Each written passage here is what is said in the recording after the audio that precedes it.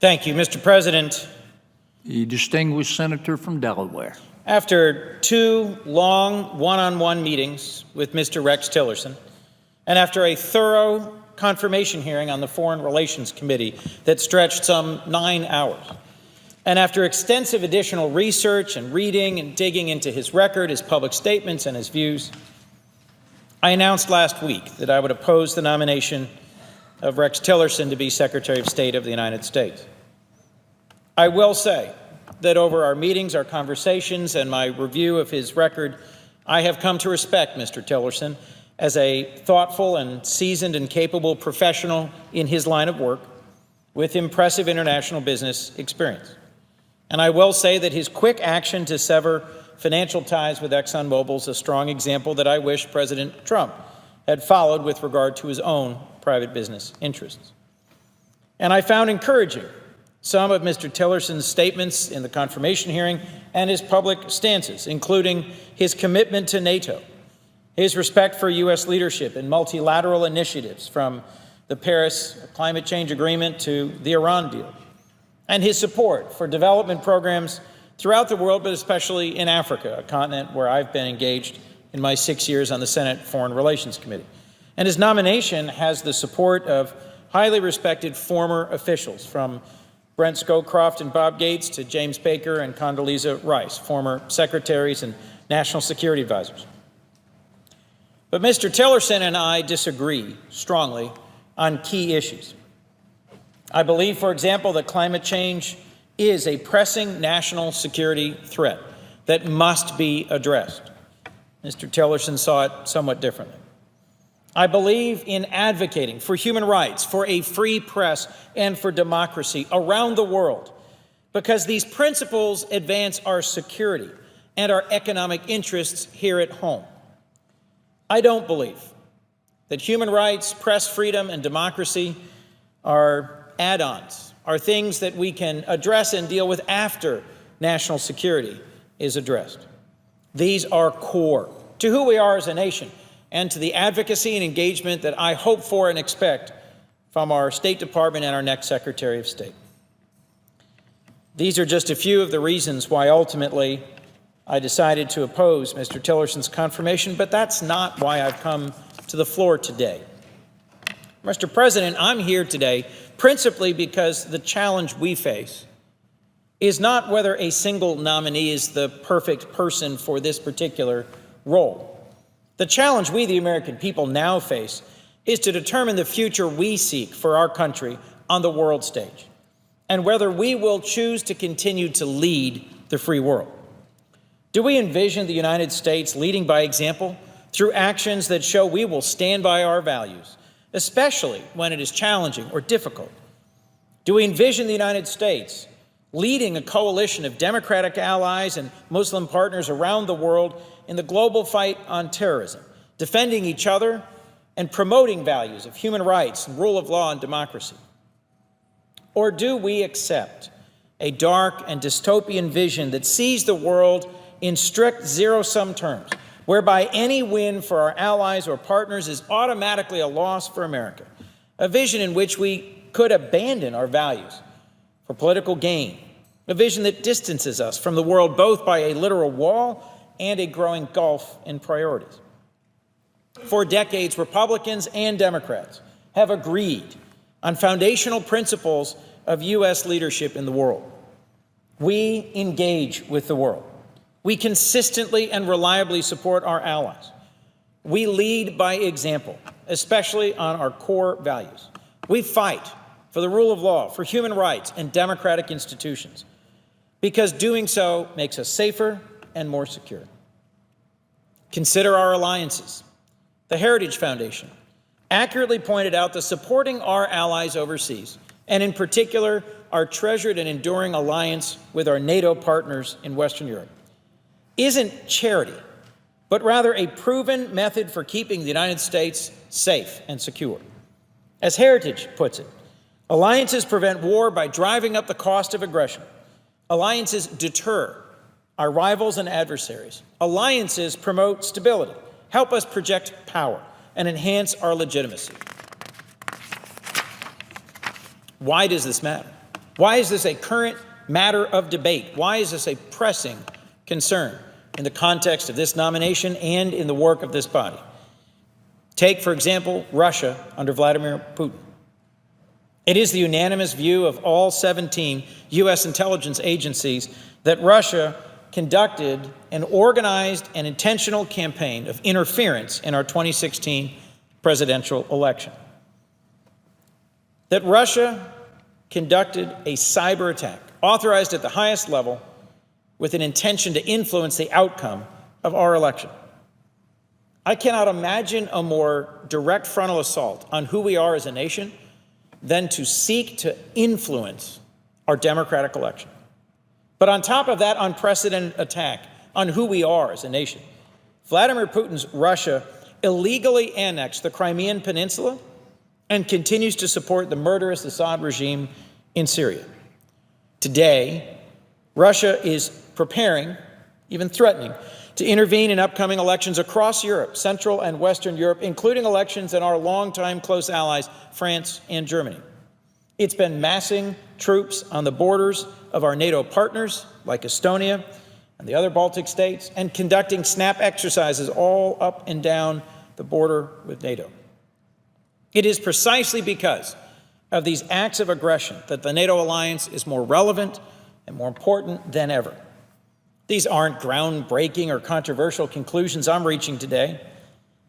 Yet President Trump's rhetoric as a candidate and his early actions as president, his compliments to Vladimir Putin, and his claims that NATO is obsolete, and his intimation that he may not honor our Article 5 mutual defense commitment to our NATO allies, all call into question the president's understanding of the role that our alliances play.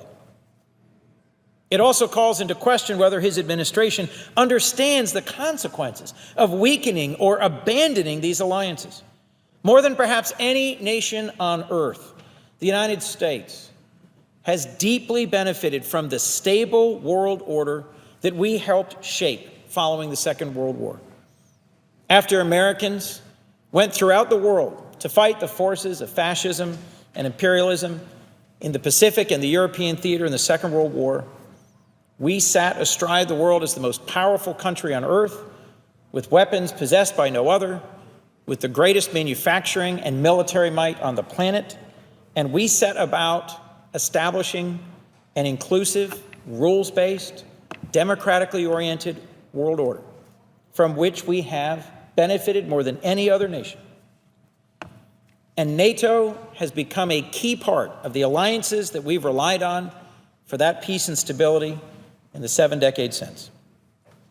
Let's not forget that the only time NATO invoked its mutual defense provision, its Article 5 clause, was when our allies came to our defense after 9/11. So to suggest that NATO is obsolete or outdated because it wasn't developed in a time where terrorism was a central threat gives the lie to the reality that our NATO allies have stood shoulder to shoulder with us, fought alongside American servicemen and women in Iraq and Afghanistan. Nearly 1,000 have given their lives, and our NATO allies have poured their blood and treasure into our defense and into our joint conduct against our enemies in Afghanistan and Iraq. Interpreters from Iraq and Afghanistan have kept our troops safe. And yet today, those espousing America first would break our promises to these vital partners. And I have to ask, to what end?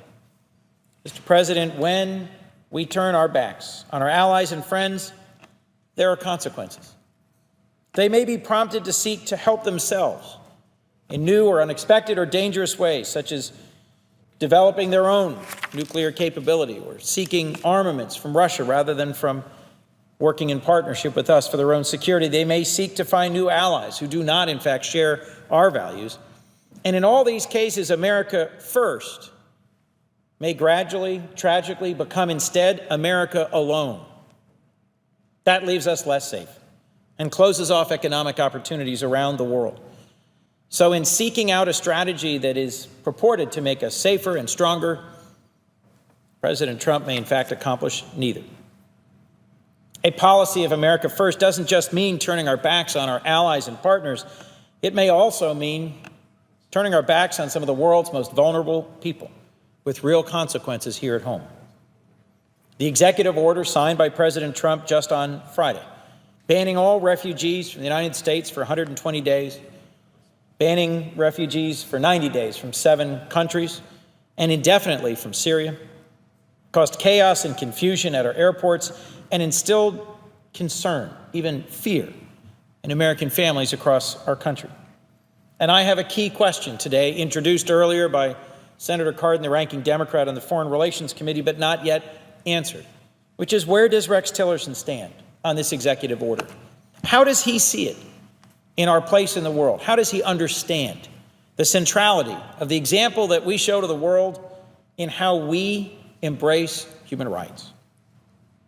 Sadly, I think this executive order has validated the claims of jihadist groups like ISIS that recruit young men on the false claim that the West is at war with Islam, which is why these very terrorist groups are today cheering this executive order. I think it has actively made us less safe by alienating Muslims in the United States and around the world. Why would we want to alienate the very Iraqis with whom we are training, serving, and fighting in the war against ISIS when they are a critical part of the ground forces whom we are counting on to liberate Mosul from the tyranny of ISIS? Most significantly, this executive order may violate our Constitution and values by banning people based not on security concerns, but on the basis of their religion, and by turning our backs on a decades-long commitment to welcome those fleeing credible fears of persecution, fleeing violence and chaos in their home countries. These may be the consequences of America First. Mr. President, it's well known, but it bears repeating, that in 1939, a ship called the St. Louis approached American shores bearing nearly 1,000, mostly Jewish refugees, fleeing the horrors of the Nazi regime and the impending Holocaust. In one of our nation's most shameful chapters, the United States turned away these refugees seeking our shores. One passenger on board the St. Louis received a telegram from the U.S. government instructing him that passengers must, quote, await their turn on the waiting list to qualify for and obtain immigration visas before they may be admissible. Most of these refugees were forced to return to Europe, where they were murdered by the Nazis. This tragic episode from 1939, born of isolationism and tragically anti-Semitism, and a mistaken sense that we could isolate ourselves from the challenges and the violence of the world, was also part of a period when a group whose name was the America First Committee mobilized to try and prevent our entry into the Second World War. I will say that these are the consequences of America First. The United States ultimately is less safe. Our allies may be made to feel uncertain or even betrayed. Americans will find themselves more fearful, and our values with which we have sought to lead the world are cast aside. Mr. President, that's why I believe this debate today is about far more than a single nominee for an important post in our State Department. American leadership on the world stage is not as simple as America First. And the consequences of truly embracing the dystopian vision of America First, I think, will be tragic. If Mr. Tillerson is confirmed, it is my sincere and earnest hope that he will challenge President Trump to rethink the dark and dystopian view of the world that he laid out in his inaugural address, and that he will instead bend his skills and character and qualities to the hard work of realigning our role in the world to the course that Republicans and Democrats together have steered from this floor and from this body for 7 decades. As the world saw last weekend, the new Trump administration desperately needs someone in the room to speak truth to power and to temper its worst impulses. With that, Mr. President, thank you, and yield the floor.